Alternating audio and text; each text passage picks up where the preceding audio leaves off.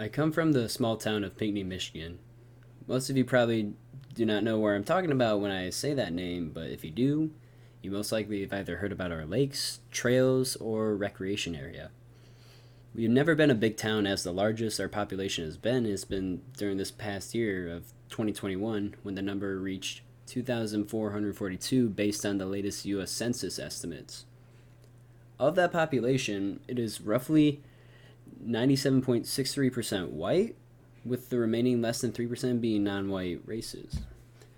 Of that being roughly 0.13% African American, 0.99% Asian, and the remaining percentage being other races. There were once native trails and campgrounds here before the establishment of Pinckney, but given the current demographics, it can only be assumed that, like many Native Americans, they were displaced. And this is likely why the demographics have been that way for it seems as long as Pinckney has been established. Given that my town is so small, the environmental history is limited in some regards. It was not the site of any natural resource extraction, but any relationship with the environment surrounding us came through farming after William Kirkland purchased the land from Colonel Solomon Peterson. As I said before, farming and agriculture was the main source of income for the residents of Pinckney. A grain mill was even constructed by Portage Creek, so we can assume that the main crop grown in Pinckney was wheat, as there is no record of what our main commodity here was. Businesses were running along Main Street and Howell Street, and it was not until 1883, when the Grand Trunk Railroad was constructed, that the economy boomed. As previously mentioned, Pinckney had the Grand Trunk Railroad running through the town, and it didn't close until it was purchased by the state in the 1980s. Before the railroads, the only way out of Pinckney was either by foot or by wagon. Access to Brighton and Ann Arbor, the neighboring towns, was a struggle until the railroad was laid down in 1883. Receiving supplies became easier than ever before. The Lakeland Depot was a popular place to deboard the train, as it connected the Grand Trunk and the Ann Arbor Railroad. Once the Grand Trunk closed and became what is now the Mike Levine Lakeland Trail as part of Rails to Trails project, which is project to connect Lake Michigan to Lake Huron via trails, the main source of transportation was through cars on paved roads. And today, with the emphasis of being more environmentally friendly, Pinckney is working on integrating the trails into our town's infrastructure to encourage greener ways of travel and reduce the stress on the current infrastructure now. Going back to the Grand Trunk Railroad, it caused a minor boom in the economy, but it ultimately led to the collapse of the neighboring towns of Unadilla, Pettysville, and Plainfield. We saw much of our economic growth between 1890 and 1910, but struggled afterwards when fires consumed the old wooden buildings along Main Street. Henry Ford was also originally going to build a factory here in Pinckney, but ended up going against the plan, even though Ford had already purchased land in the town.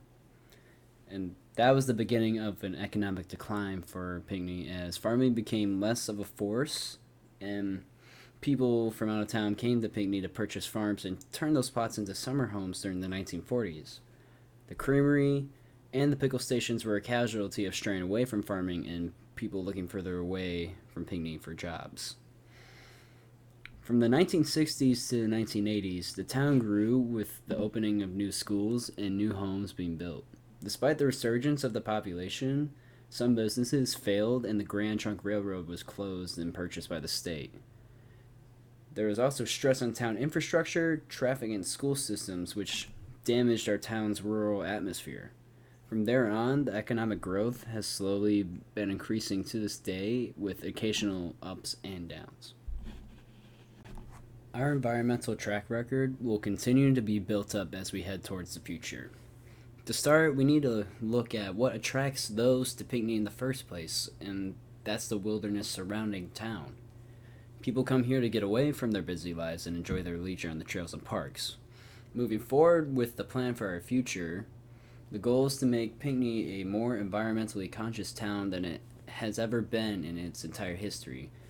And we'll do that by emphasizing tourism and leisure by promoting parks in our recreation area. The focus on the environment right now mainly pertains to our town's water quality.